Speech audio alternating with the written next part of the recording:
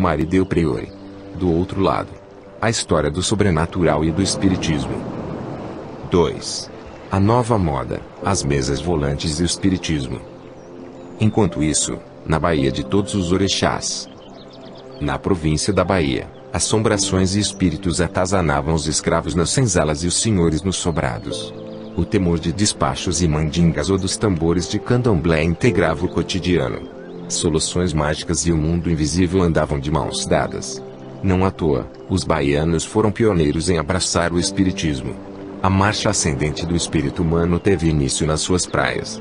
Em setembro de 1865, Luiz Olímpio Teles de Menezes, professor e jornalista, foi o articulador do primeiro grupo familiar do espiritismo, fundador do primeiro jornal, O Eco do Além-Túmulo, e tradutor do primeiro livro espírita no país, Filosofia Espiritualista, que vendeu 1000 exemplares em um mês. Cercado da nata da sociedade baiana, o grupo rapidamente passou a uma campanha de conquista de novos adeptos. As obras de Kardec eram discutidas com paixão. E Teles de Menezes enfrentou sem temor as iras e perseguições que, desde o início, atingiram a nova doutrina. O primeiro número do periódico, de julho de 1869, abriu com entusiasmo. Maravilhoso é o fenômeno da manifestação dos espíritos e, por toda parte, ele que surge e vulgariza-se. As ideias emanadas de milhares de comunicações obtidas das revelações dos espíritos se manifestavam por evocação. Bastava chamá-los. Essa grande verdade não era privilégio de ninguém. Qualquer pessoa, na intimidade de sua família, poderia encontrar um médium entre os seus parentes.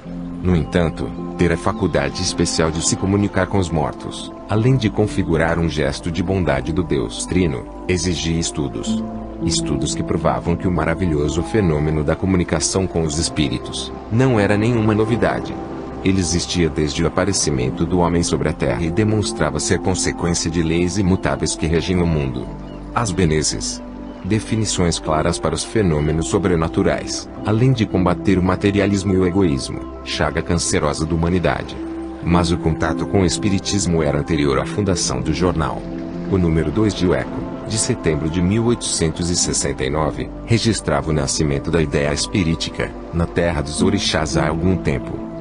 No curto espaço de 3 anos e meio que há decorrido de sua manifestação entre nós, tem se difundido com rapidez verdadeiramente providencial. Nesses anos, perseguiu-se a perfectibilidade do espírito humano, e a maneira de levá-la ao coração dos homens e à imprensa, escrevia Teles de Menezes. Para propagar a salutar crença, o articulista pedia doações para a compra de papel e imprensa. Os preços estavam sempre subindo, no que foi atendido por 2 professores, 2 farmacêuticos, um advogado e fundador do Instituto Histórico da Bahia e 2 médicos. O Eco seria impresso na França, para impulsionar a divulgação do espiritismo cá no Brasil. Portanto, havia muita movimentação e contato com a Europa em torno do assunto. O próprio Kardec soube da iniciativa, que louvou em sua Revue Spirit, lançada em 1857. E, como ele mesmo dizia, chegara o tempo, e o espiritismo estava no ar. Qualquer um podia falar com os espíritos. Não. Eles não eram uma resposta às fantasias, e sim seres do mundo invisível, diante dos quais se obedeciam a certas regras, usar de linguagem adequada, ser compassivo e respeitoso com os superiores, firme com os maus e obstinados. E, mais importante, era preciso saber fazer perguntas. A conversa com os mortos era uma arte que exigia tino e conhecimento do terreno. 2 anos depois, a igreja reagiu através de uma pastoral do arcebispo da Bahia, Dom Manuel Joaquim da Silveira. Reencarnação nem pensar, pois era contrária à ideia de juízo final. E se as almas existissem antes do corpo, por que não se lembravam das vidas passadas? E como acreditar que a de Santo Agostinho, um sábio, teria encarnado num menino de escola?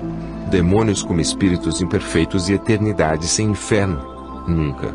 Macacos em lugar de Adão e Eva, como queria o livro dos espíritos, favorável à teoria da evolução. Cruzes. Pior eram as superstições perigosas e a prática da comunicação entre vivos e mortos, que remetia à invocação dos eguns pelos negros, considerada altamente reprovável. Tudo isso eram fábulas ou manifestações do espírito das trevas. Não à toa, a Bahia Ilustrada resumiu numa sátira: o espiritismo era dos brancos desta terra memorável, candomblé. E a troca de tiros prosseguiu. Teles de Menezes voltou a escrever ao bispo uma carta de 82 páginas defendendo as doutrinas do Espiritismo e dando às suas palavras um tom conciliador. O Espiritismo e o Catolicismo são a mesma Igreja de Nosso Senhor Jesus Cristo, somente estão mudados os tempos e as palavras. Mas, o Espiritismo era uma ciência, e não uma religião. Era uma renovação dos tempos bíblicos. Por isso mesmo, ele, Teles de Menezes, se assumia católico. Divergências sobre o lugar do inferno e do purgatório seriam apenas de localização. Não ficavam no mapa do além, mas aqui, na Terra. Eram o estado do espírito em pecado mortal ou de espírito que pecara e agora fazia penitências. Valia a mobilidade entre moradas até atingir a conduta ideal. Quanto à invocação dos mortos, ela fora proibida num contexto específico e dirigida exclusivamente aos hebreus em fuga do Egito. Não se aplicava aos católicos do século XIX. Ainda houve segunda resposta da pena do jovem padre Juliano José de Miranda. Ele advertia que o público evidentemente ansia a morte do espiritismo. Enganou-se. No mesmo ano de 1867, o livreto do Dr. Teles de Menezes ganhou reedição e conquistou mais corações e mentes. O que mais irritava a igreja era o fato de os espíritas serem ótimos católicos, frequentadores das missas dominicais. Porém, essa mescla estava longe de ajudar o catolicismo. Tal como na França de Kardec, faziam parte do grupo baiano aristocratas da estatura de Francisco da Rocha Pitaiagolo, Visconde de Passé, e também o Barão de Sauípe. Também médicos como o Dr. Joaquim Carneiro de Campos, filho do Marquês de Caravelas, e o Dr. Guilherme Pereira Rebelo, e até o delegado de polícia José Álvares do Amaral, e o comendador da Ordem da Rosa, Álvaro Tibério de Moncorvo, ex-presidente da província, entre outros. E, entre esses outros, o progressista e abolicionista Durval Vieira de Aguiar, médium conhecido por receber o espírito de Lamartine, que lhe teria dito: o caminho da liberdade era o caminho do futuro. Não por acaso, no Diário da Bahia, vários artigos assinados por Voltaire, Diderot e D'Alembert, e escritos sob a influência desses grandes gênios na sabedoria, heróis da liberdade, porém em perfeita comunhão com as opiniões espíritas, exibiam o desejo de pôr um fim à escravidão. A repressão da igreja, porém, só chamou atenção para o grupo e multiplicou as sessões na cidade. Mais e mais pessoas estudavam a doutrina e tinham na caridade e na assistência aos necessitados sua preocupação. Mas também mais e mais pessoas buscavam a comprovação da existência de espíritos e a consolação de conversar com os mortos. O poeta Júlio César Leal foi o primeiro soteropolitano a fazer uma profissão de fé poética. Maçom, como tantos outros futuros espíritas, Leal frequentava certa loja na qual, um dia, fizeram uma experiência. Fecharam a porta de um quarto e pediram aos espíritos que lhes dessem uma prova da vida após a morte. Batidas na porta pelo lado de dentro anunciaram o resultado. Uma mensagem escrita e assinada foi encontrada sobre a mesa. Depois, num folheto de 16 páginas, Leal fez, então, uma defesa apaixonada, em O Espiritismo, meditação poética sobre o mundo invisível. Ele mostrava a pureza da doutrina. Nada de contaminação com práticas africanas, explicava.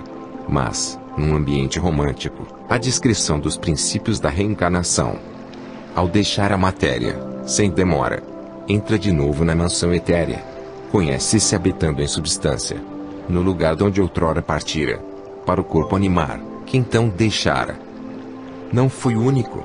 Castro Alves, coroado pelo sucesso, estabeleceu-se na capital, em 1868, por 8 meses. Não escapou ao assunto que submergia a cidade e seus meios intelectuais. De volta a São Paulo, em carta ao amigo Augusto Guimarães, abolicionista e político, mencionava o enigma de minha crença. Há quem diga que seu célebre, Os Escravos, é de evidente cunho espírita. É impossível que, sendo admirador de Victor Hugo, o poeta desconhecesse a aventura metapsíquica do grande escritor francês. De volta a Curralinho para morrer, tornou-se místico e pediu ao amigo que lhe conseguisse um exemplar de Poética do Espiritismo, de Kardec. Planejava, então, escrever um poema histórico dramático, apoiado na doutrina. Segundo um especialista, ele chegou a esboçar aquele que se chamaria a República de Palmares, texto que começaria com a morte da heroína Emma, e contaria suas sucessivas encarnações. Entusiasmo ou conversão? Não se sabe. 2 meses após a morte de Castro Alves, A 24 de agosto de 1871, um requerimento dirigido ao vice-presidente da província da Bahia solicitava aprovação para o funcionamento da Sociedade Espírita Brasileira. O reconhecimento oficial esbarrou, contudo, em inúmeros obstáculos, entre os quais a aprovação do bispo que havia brigado com Telas de Menezes. A solução foi se apresentar como uma sociedade literária e beneficente. A Constituição do Império permitia a existência de outras religiões. No seu artigo 5, sim, mas só para inglês ver. Tanto que o bispado venceu, uma sociedade cuja doutrina tem por finalidade contrariar a religião de Estado e contra o mesmo Estado.